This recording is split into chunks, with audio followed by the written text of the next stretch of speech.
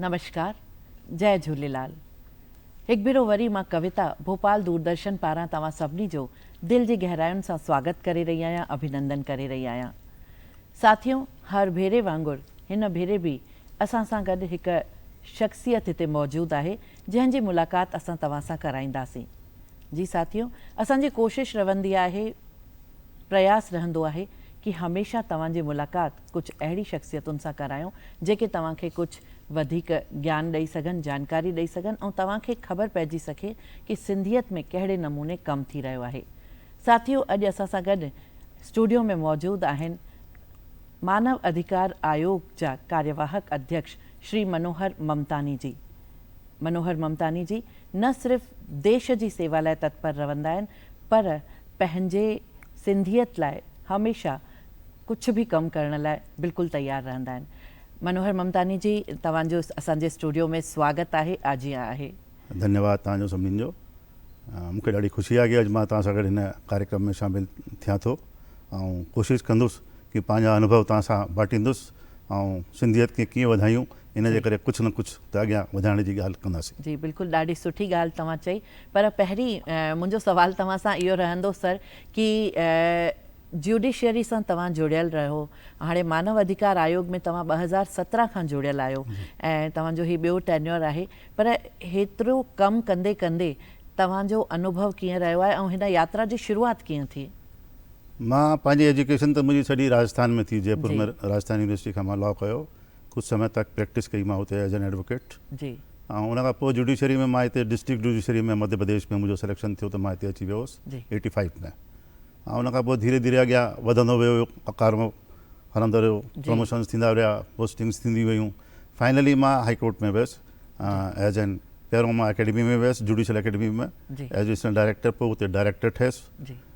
जजिस खे ट्रेनिंग जेका ॾींदा आहियूं असां मध्य प्रदेश में, उनजो इंस्टीट्यूट आहे उहो जजिस अकेडमी, उते मां काफ़ी कमु कयो 5 साल। ऐं उनखां पोइ मां वरी हाई कोर्ट में ई पहिरों प्रिंसिपल रजिस्ट्रार जुडिशल ठहियुसि ऐं उनखां पोइ मां रजिस्ट्रार जनरल ठहियुसि। ऐं रजिस्ट्रार जनरल ठही करे मां जॾहिं रिटायरमेंट ते ड्यू हो मुंहिंजो 17 में, त उनखां पोइ मूंखे इहा अवसर मिलियो कि मां जेको कमु कयो उनजे रिकग्निशन में मूंखे थी थो सघे या भॻवान झूलेलाल जी महिर रही हुजे त मूंखे इहो मानव अधिकार आयोग में एज एन सदस्य मूंखे कमु मिलियो। ऐं मां 2017 अप्रैल में मां हिते आयुसि ऐं 5 साल मां कमु कयो। इन दौर में मां पहिरें वारे टेन्योर में बि कार्यवाहक अध्यक्ष जे रूप में कमु कयो हो ऐं वरी इहो ॿियो टेन्योर मुंहिंजो मई में शुरू थियो 2022 में। उनखां पोइ वरी मां हींअर नवंबर 2022 खां लगातार कार्यवाहक अध्यक्ष जो कमु वेठो कयां ऐं मानव अधिकारनि जे संरक्षण लाइ जेतिरो बि थी सघंदो आहे कमु मां करण जी कोशिशि कंदो आहियां, छोकी मूंखे अनुभव जेके मिलिया उते जुडिशरी में, उते रहंदा हुआ जेके जेके केस ईंदा हुआ असां वटि, भले उन में केतिरो बि वायोलेशन थियो हुजे लॉ जो या मानव अधिकारनि जो, त उहे केवल रिकॉर्ड जे बेस ते मूंखे जेको करिणो पवंदो हो न्याय, उहो ई मां करे सघंदो हुउसि। पर जॾहिं खां मां हिते मानव अधिकार आयोग में आयो आहियां त हाणे मुंहिंजो दाइरो वधी वियो आहे काफ़ी। ऐं हाणे मां बिल्कुलु अंतिम छोर ते जेको व्यक्ति वेठो हुजे, मां उन ताईं ख़ुदि पहुची करे उन जी समस्याउनि खे हल करे उन्हनि जे मानव अधिकारनि जे संरक्षण के साथ साथ मां ॿियो कमु करे सघां थो, छोकी कॉन्स्टिट्यूशन जेको आहे उहो रूल ऑफ लॉ, उन में जेको बि व्यक्ति आहे उन सभिनीनि खे सम्मान सां गरिमा सां रहण जो अधिकार आहे। ऐं उहे सभु कम जेके बि कम संविधान में ॾिनल आहिनि, चाहे अधिकार कहिड़ा बि हुजनि, उहे सभई मानव अधिकार आहिनि। त इन्हनि सभिनीनि जे करे जेको बि थी सघे थो, न केवल मूंखे, हर व्यक्तिअ खे कमु करणु खपे, छोकी जेतिरा बि समाज में शामिल आहिनि, जेके बि कमु करनि था, उन्हनि सभिनीनि जो उत्तरदायित्व आहे इहो कि मानव अधिकारनि जे संरक्षण खां साथ साथ समाज खे हिकु सभ्य समाज ठाहिण में पंहिंजो योगदान ॾियनि, जिससे कि पूरे समाज जो लाभ बि थी सघे। ऐं विशेष कर जीअं असां सिंधियुनि जी ॻाल्हि था कयूं त असांखे सिंधियत लाइ बि एतिरो कमु करणु ज़रूरी आहे, जैसे कि असां सिंधियत खे वधाइण लाइ जेतिरो थी सघे पंहिंजो योगदान ॾेई सघूं, छोकी असां काफ़ी संघर्ष कयो आहे। इन जे बारे में ॻाल्हाईंदासीं वरी, त उहो संघर्ष ॾाढो यादि करिणो पवंदो आहे असांखे, ऐं असांजा दायित्व कहिड़ा आहिनि उहे बि असांखे ॾिसणा पवंदा, उहो सभु करणु ज़रूरी आहे। तव्हां हिकु ॾाढी बहितरीनु ॻाल्हि चई जेका मुंहिंजे बि दिलि खे छुई वई कि हर व्यक्तिअ खे, हर शख़्स खे गरिमा सां रहण जो अधिकार आहे। ऐं सभ्य समाज जी ॻाल्हि तव्हां कई, त तव्हांखे छा थो लॻे कि हिन भेरे जेका जुडिशरी जी स्थिति हिन देश में आहे उन सां इहो अधिकार हासिल करणु हिकु आम माण्हूअ लाइ ओतिरो सवलो आहे? ॾिसो, छोड़ो जुडिशरी लाइ असां चवंदासीं त असां पंहिंजा जेके कर्तव्य आहिनि या पंहिंजा बेसिक दायित्व आहिनि सभिनी माण्हुनि जा, उहे असां शायदि भुलिजण जी कोशिशि था कयूं। संविधान जेको असां ठाहियो आहे पंहिंजो, जी, उन में लिखियल ई आहे शुरूआत मां, हम भारत के लोग। जी, असां सभिनीनि मिली करे इहो संविधान ठाहियो आहे, सभिनीनि मिली करे सरकार ठाही आहे, जी, सभिनीनि मिली करे असांजे लाइ ई सरकार ठाही आहे। बिल्कुलु। त जेको बि सरकार ठहे थी, जेके बि व्यवस्थाऊं आहिनि संविधान में, उहे सभु असां सभिनीनि मिली करे पंहिंजे लाइ ठाहियूं आहिनि। त असांजो कर्तव्य थो थिए हिन में कि असां उन्हनि संस्थाउनि जे आदर्शनि खे अॻियां वधाइण लाइ, उन्हनि जे जेके अपेक्षाऊं आहिनि उन्हनि खे पूरो करण लाइ उहो सभु कमु कयूं जेको असां लाइ अपेक्षित आहे। बिल्कुलु। केवल सरकार जे भरोसे या जुडिशरी जे भरोसे रहंदासीं त किथे न किथे असां ग़लती कंदासीं ऐं पंहिंजा जेके बेसिक अधिकार आहिनि, संविधान जी प्रस्तावना ई ॾिसंदा तव्हां, उन में ई तव्हांखे लिखियलु आहे क्लियर, समानता ऐं स्वतंत्रता हर प्रकार जी, ॿई गॾु हलनि, यानी हिक ई नाव समानताऊं में जेके बि सवार आहिनि आहिनि। उहे जी, असांखे सभिनीनि खे खपेनि, बराबरि इक्वल, बिना किसी भेदभाव जे। स्वतंत्रताऊं जेके बि ॾिनल आहिनि, अभिव्यक्ति हुजे चाहे धर्म जी हुजे, जेका बि हुजे, सभु स्वतंत्रताऊं हुन में ॾिनल आहिनि, उहे सभिनीनि लाइ खपेनि।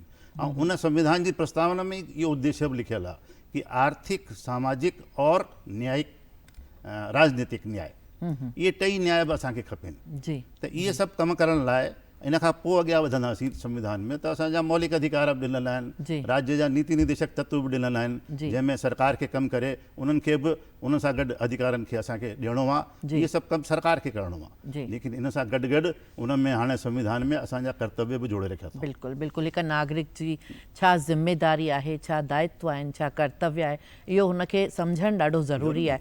पर हिंदुस्तान हिकु अहिड़ो देश आहे जिते अगरि असां लिटरेसी जी ॻाल्हि कयूं त अञा ओतिरी कोन्हे, ऐं हिकु आम माण्हू इन्हनि ॻाल्हियुनि खे सम्झे नथो। न सिर्फ़ु हू पंहिंजे, हिकु ॻाल्हि त इहा आहे कि हू पंहिंजे कर्तव्य खे नथो सम्झे, दायित्वनि खे नथो सम्झे। ॿी ॻाल्हि, अगरि हुन सां कुझु ग़लति थो थिए त उनखे इहो बि ख़बर कोन्हे कि किथे संपर्क करिणो आहे, किथे वञिणो आहे।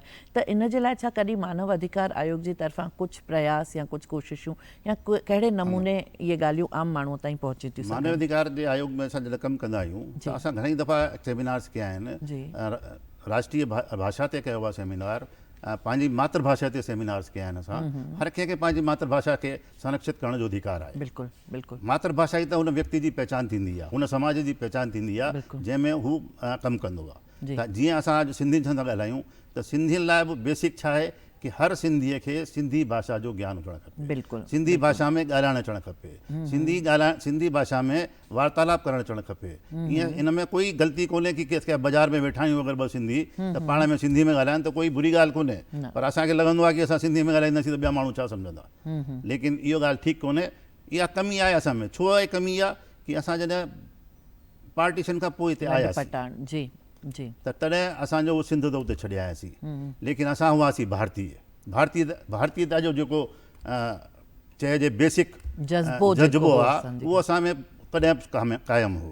पर उन टाइम ते परिस्थितियूं अहिड़ियूं हुयूं कि असां हिकु हंधि रही कोन सघियासीं।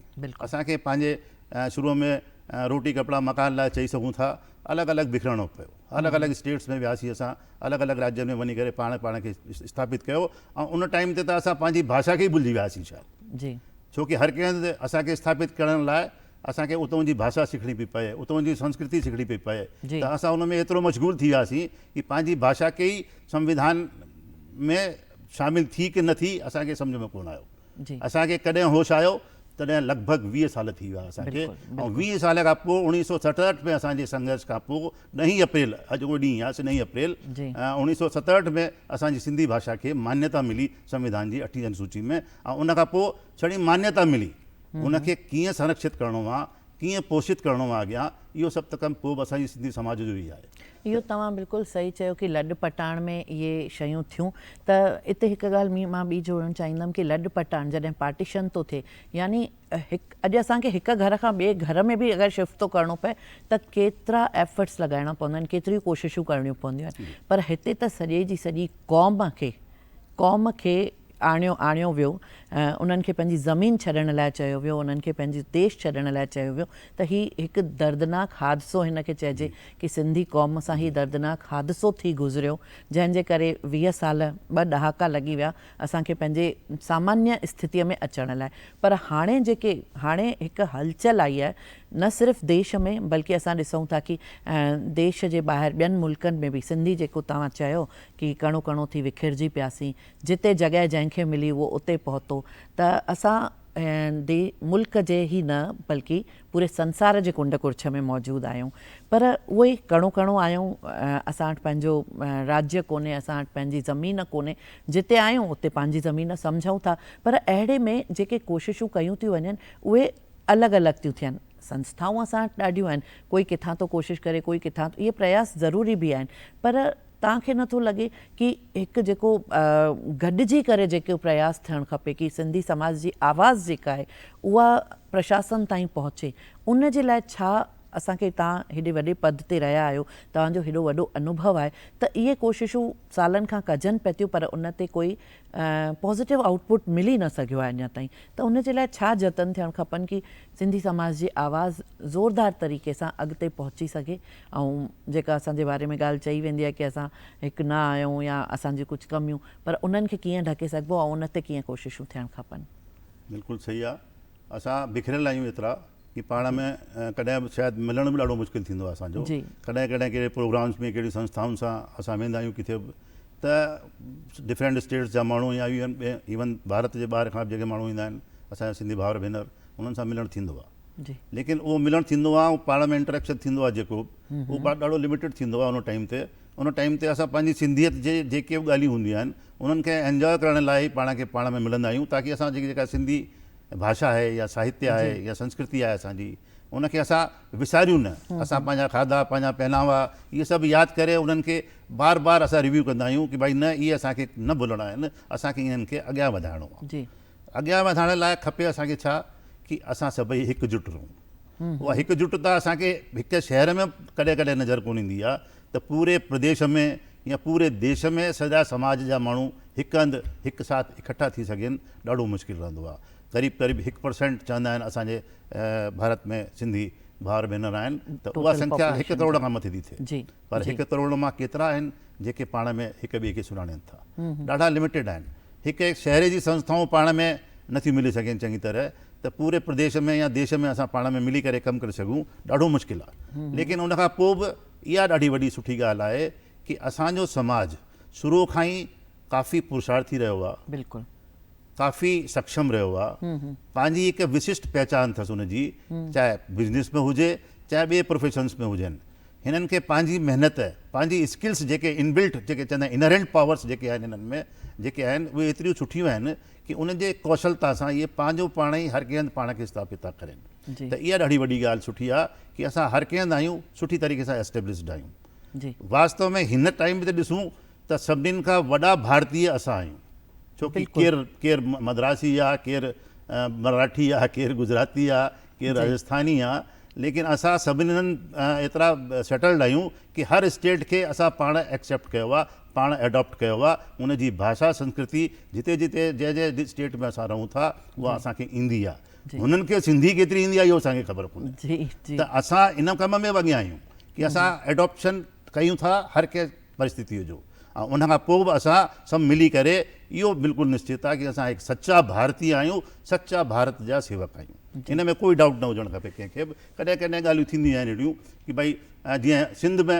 जॾहिं पार्टीशन खां पोइ हिकु केस आयो सुप्रीम कोर्ट में कि राष्ट्रगान मां सिंध नालो ई हटायो। जी बिल्कुलु, कंहिं अपील लॻाई हुई आहे, पिटीशन फाइल कई सुप्रीम कोर्ट में, कोई भटनागर हो कोई, हुन लॻाई 2005 में उहा डिसाइड की त सुप्रीम कोर्ट चई न, इहा कोन हटंदो नालो, इहा सिंध केवल उहा सिंध उहा भौगोलिक स्थिति कोन्हे, इहा सिंध हिकु संस्कृति आहे, हिकु सिंध हिकु आइडेंटिटी आहे, ऐं जेके सिंधी हिंदू हिते आयल आहिनि उन्हनि जी आइडेंटिटी हिन सां ई जुड़ियल आहे। त इनखे असां पंहिंजे राष्ट्रगान मां अॻियां अलॻि नथा करे सघूं। वरी कोशिशि कई वई हिकु दफ़ो 2011 में बॉम्बे हाई कोर्ट में, तॾहिं बि इहा ई फेल थी ॻाल्हि कि न, सिंध चाहे सिंधू इहे सभु हिते हुजणु खपे। हिकु ॿी ॻाल्हि, जेका सिंधू नदी असां हुते छॾे आयासीं, पर हाणे असांखे ख़बर आहे कि असांजे हिंदुस्तान में बि, असांजे भारत में बि लेह लद्दाख में ॾिसंदा आहियूं असां त उहा सिंधु नदी असांखे उते मिलंदी आहे। बिल्कुलु, असांजा हर साल उते प्रोग्राम थींदा आहिनि सिंधु दर्शन यात्रा जा, उते सभई वेंदा आहिनि। उहा सिंधु नदी असांखे हिते बि मिलंदी आहे।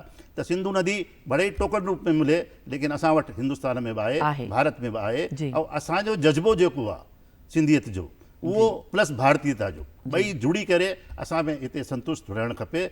रही ॻाल्हि प्रदेश जी, त प्रदेश फ़िलहाल त कोई आहे कोन असां वटि, लेकिन प्रदेश कोन्हे तॾहिं बि असांजो देश त इहो असांजो ई आहे। बिल्कुलु। त इहो देश असांखे पाण सां गॾु अॻियां वधाइणो आहे। पाण सभिनीनि खे मिली करे देश खे बि वधाइणो आहे। पंहिंजी भाषा, संस्कृति, साहित्य, आर्ट वग़ैरह जेका बि हुजे, इनखे प्रोटेक्ट करिणो आहे। इन जे करे जेतिरो प्रयास थी सघे थो कयो, छोकी असां हाणे काफ़ी सक्षम आहियूं। जेके संविधान में असां चऊं था आर्थिक, सामाजिक एंड राजनीतिक न्याय, त घटि में घटि आर्थिक ऐं सामाजिक न्याय में असां पुठियां कोन्हूं कंहिंजा बि, असां काफ़ी सक्षम आहियूं। राजनीतिक स्तर पे पंहिंजे हिसाब सां थींदो आहे न्याय, उहो कॾहिं कॾहिं असांखे लॻंदो आहे कि असांखे उहो रिप्रेजेंटेशन कोन मिलियो आहे जेतिरो हुजणु खपे, चाहे लोकसभा में हुजे चाहे हुजे। इन जे करे ज़िम्मेदारी सरकार जी आहे। छोकी असां जॾहिं क़रीब 10-12 लख उन टाइम ते आयासीं सिंधी हिंदू हिते, ऐं कोशिशि बि ही तॾहिं सरकार जी बि कि हिकु हंधि शायदि गुजरात जे कॾहिं कच्छ इलाइक़े में सेटल कयूं हिननि खे, लेकिन उन टाइम ते असांजी पंहिंजी परिस्थितियूं हुयूं, पंहिंजे रोटी रोज़ी लाइ सभिनी खे अलॻि अलॻि बिखरणो पियो। त उन टाइम ते हिकु हंधि असां रही कोन सघियासीं। त उहो स्टेट जी ॻाल्हि उन टाइम ते ख़तमु थी वई, लेकिन असां विस्थापित हुआसीं, असां शरणार्थी कोन हुआसीं। असां पंहिंजो मुल्क जेको असांजो भारत हो, उतां ई डटे करे विस्थापित थी करे अविभाजित भारत जा ई नागरिक हुआसीं ऐं पाण खे विस्थापित करे हिते आयासीं। छोकी असां खां कोन पुछऊं कि भई सिंधी हिंदू किथे रहंदा। हू जेको बि थियो पार्टीशन, कहिड़े परिस्थितियुनि में थियो, उन में इहो कॾहिं कोन हो कि सिंधुनि खे उते रहणो पवंदो, सिंधी हिंदुनि खे। असांखे उतां भॼणो पियो। असांखे जेतिरियूं तकलीफ़ूं थियूं, शायदि उनजे करे ई असां हिते विभाजन विभीषिका दिवस बि मल्हाईंदा आहियूं। उन वक़्त ते अझे ऐं अटे जी समस्या त हुई, पर असां पंहिंजे धर्म जी रक्षा लाइ, पंहिंजे इज़त जी रक्षा लाइ हिते आयासीं।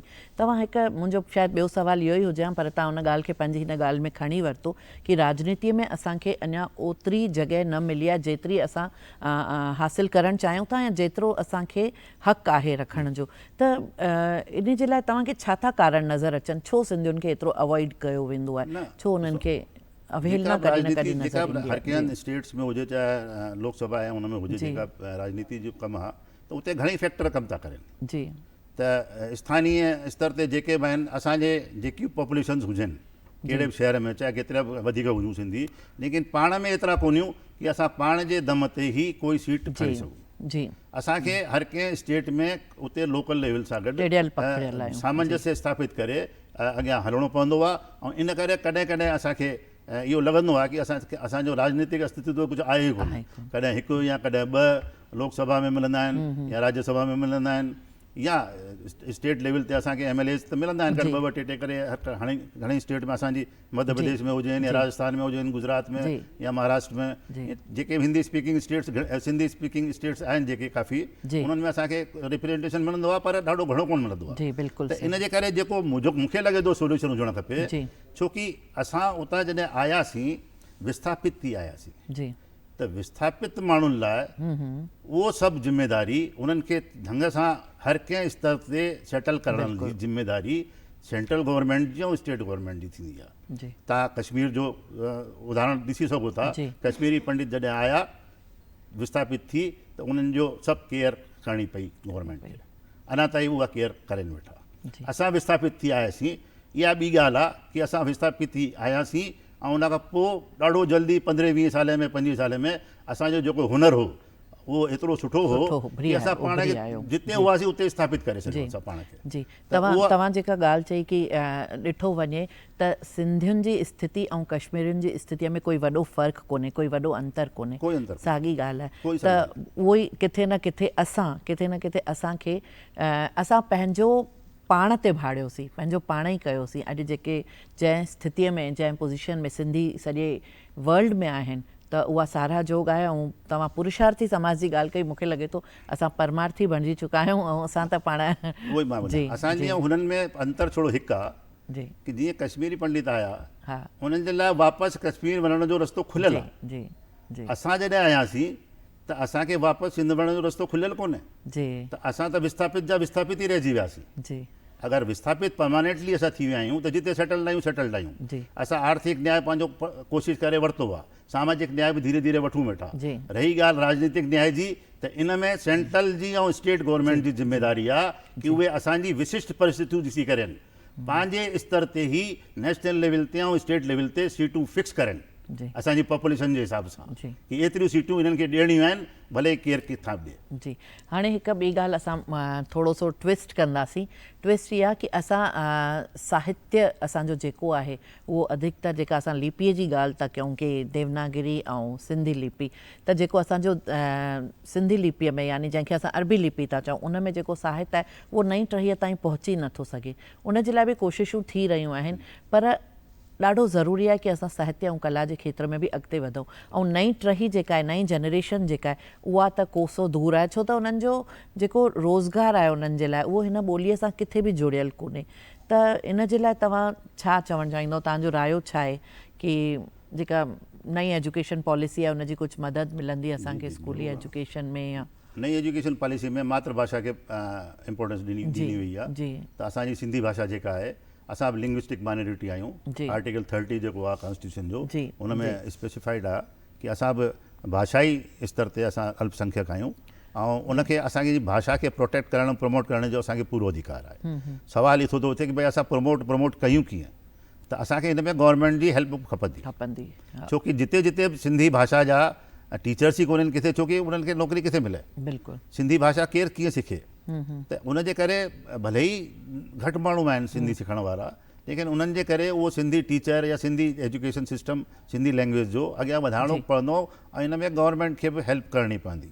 छोकी इहा ॻाल्हि ज़रूरी आहे काफ़ी। ॿियनि भाषाउनि लाइ या ॿियूं ॾिसूं जेके भाषाउनि लाइ अगरि कुझु हेल्प करे थी सरकार ॿियनि खे, त असांखे बि करणु खपे। जी। हिकु आख़िरी सुवालु मुंहिंजो इहो रहंदो कि अॼु सॼे हिंदुस्तान में हिकु राष्ट्रीय सिंधी भाषा विकास परिषद आहे, ॿिए 7 अकादमियूं आहिनि, पर अकादमियुनि जो बजट जंहिं हिसाब सां हुजणु खपे ॿोलीअ जे वाधारे लाइ, भाषा जे कमनि लाइ, साहित्य जे कमनि लाइ, ओतिरो बजट असांखे सरकार नथी ॾेई सघे। त इन ॾिस में समाज जी छा थी ज़िम्मेदारी बणिजे? हीअ त गवर्नमेंट त पंहिंजो कमु कंदी, उन्हनि वटि पंहिंजूं सीमित उन्हनि जा संसाधन आहिनि या लिमिटेशन आहिनि, जेको बि आहे हू जेके बि रीज़न्स ॾियनि था, जेके बि प्रशासनिक स्तर ते जेके बि कमियूं अचनि थियूं या जेके लिमिटेशन्स अचनि थियूं, पर समाज जो हिन में छा थो रोल ठहे? उहा अवेयरनेस कोन्हे समाज जे माण्हुनि खे उन ॾिस में कीअं अॻिते वधणु खपे कि हू गवर्नमेंट जे साम्हूं पंहिंजी ॻाल्हि रखनि। समाज जी त जिम्मेदारी थिए थी कि पंहिंजी भाषा ऐं संस्कृति खे अॻियां वधाए, लेकिन गवर्नमेंट जी जिम्मेदारी बि आहे हिन में कि असांजी भाषा ऐं संस्कृति खे वधाइण लाइ जेतिरो हू प्रमोट करे सघे, जेतिरी हेल्प करे सघे थी उहा करे। ज़रूरी न आहे कि असांजे लाइ जेके कम हू एस्टेब्लिश करे उहे प्रॉफिटेबल हुजनि। कॾहिं कॾहिं थींदो आहे कि कहिड़ी भाषा या कहिड़ी संस्कृति खे बचाइण लाइ असांखे आउट ऑफ वे वञी करे सपोर्ट करणो पवंदो आहे ऐं असांजी विस्थापित स्थिति खे ॾिसूं था त सेंट्रल गवर्नमेंट जी, स्टेट गवर्नमेंट जी जिम्मेदारी आहे कि उहे असांखे पंहिंजी तरफ़ां विशेष स्तर ते रखे करे, विशेष स्थिति ॾेई करे असांखे हेल्प कनि ऐं असांजी भाषा संस्कृति खे प्रमोट करण लाइ जेके बि सुविधाऊं ॾेई सघनि था उहे ॾियनि, प्रॉफिटेबल हुजनि या न हुजनि। अॼु पैसेंजर ट्रेन्स घणी हलंदियूं आहिनि, घाटे में हलंदियूं आहिनि, त उनजो उद्देश्य आहे कि न लोक सेवा लाइ, पब्लिक खे सुविधाउनि लाइ असांखे ट्रेन्स त हलाइणियूं आहिनि। त उअं ई असांजी भाषा, सिंधी भाषा ऐं संस्कृति खे बि अॻियां प्रमोट करण लाइ तव्हांखे गवर्नमेंट जी तरफ़ां सभु उहे प्रोग्राम ॾियणा पवंदा, भले ई तव्हांखे घाटो थिए त थिए। अलाए केतिरा घाटे जा कम हमेशह हलंदा आहिनि, हर बजट में हलंदा आहिनि। इहो घाटो 1-2 करोड़ जो, 100 करोड़ जो असांजे लाइ भाषा खे बचाइण लाइ तव्हां गवर्नमेंट सपोर्ट करे ॾिनो त कोई वॾी ॻाल्हि कोन्हे, छोकी असां बि इन ई भारत जा अंग आहियूं। असांखे बि पंहिंजी संस्कृति, पंहिंजी भाषा खे बचाइण जो ओतिरो ई अधिकार आहे जेतिरो ॿियनि सभिनीनि खे आहे। जी, बेहद सुठी ॻाल्हि चई तव्हां ऐं ॾाढो सुठो लॻो तव्हां सां ॻाल्हाए करे। मूंखे लॻे थो तव्हां जहिड़ी शख़्सियत सां असांजो सिंधी नई टही जेका आहे, जेको यूथ आहे, उहो ज़रूरु प्रेरणा वठंदो ऐं तव्हांजी ॻाल्हियुनि खां कुझु सिखी सघंदो। त साथियो, तव्हां ॾिठो कि कीअं मनतानी साहब अॼु असांखे न सिर्फ़ु राजनीतिअ सां, न सिर्फ़ु साहित्य सां, न सिर्फ़ु संस्कृतीअ सां, पर जुडिशरी सां रिलेटेड, जुडिशरी सां संबंधित एतिरियूं सारियूं ॻाल्हियूं ॿुधायूं आहिनि। ऐं मूंखे लॻे थो कि समाज में सिंधी समाज जे वाधारे लाइ अहिड़ी शख़्सियतूं पंहिंजी महत्वपूर्ण भूमिका अदा कंदियूं आहिनि, पंहिंजो रोल अदा कंदियूं आहिनि। ऐं ममतानी साहब, तव्हांजो असां लख थोराइता, तव्हांजा घणी महिरबानी कि तव्हां असांजे स्टूडियो में आया ऐं पंहिंजे अनुभव असां सां साझा कयव। तव्हांजे अनुभवनि सां असां घणेई कुझु सिखी सघंदासीं। त साथियो, इन सां गॾु ई असां तव्हां सां तव्हांखे अलविदा करणु चाहींदासीं। पर हिकु ॻाल्हि वेंदे वेंदे मां ज़रूरु चवंदसि, जीअं त ममतानी साहब ॿुधायो कि अॼु 10 अप्रैल आहे ऐं 10 अप्रैल यानी सिंधी ॿोली ॾींहुं, सिंधी भाषा दिवस, जंहिं ॾींहं ते असांजी ॿोलीअ खे, असांजी अॿाणी, असांजी मादरी ज़बान सिंधीअ खे संविधान में शामिलु कयो वियो हो। उहा तारीख़ हुई 10 अप्रैल 1967। त इहो ॾींहुं असां वरियनि ताईं मल्हाईंदासीं ऐं इतिहास में दर्ज थी चुको आहे इहो ॾींहुं। ऐं तव्हां सभु बि अॼोके ॾींहं ते पंहिंजी ॿोलीअ सां प्यारु करणु सिखो, पंहिंजी ॿोलीअ सां लाॻापो वधाइणु सिखो, अहिड़ी उमेद असां कयूं था। ऐं वरी गॾिजंदासीं सिंधी गुलदस्तो यानी हिन गुलदस्तो कार्यक्रम में कंहिं नई सिंधी शख़्सियत सां। तव्हां सभिनी जे सिक ऐं प्यार सां गॾु तव्हां सभिनी खे सिंधी ॿोली ॾींहुं यानी सिंधी भाषा तस्लीम ॾींहं जी ऐं चेटीचंड जूं करोड़ करोड़ वाधायूं। नमस्कार, जय झूलेलाल।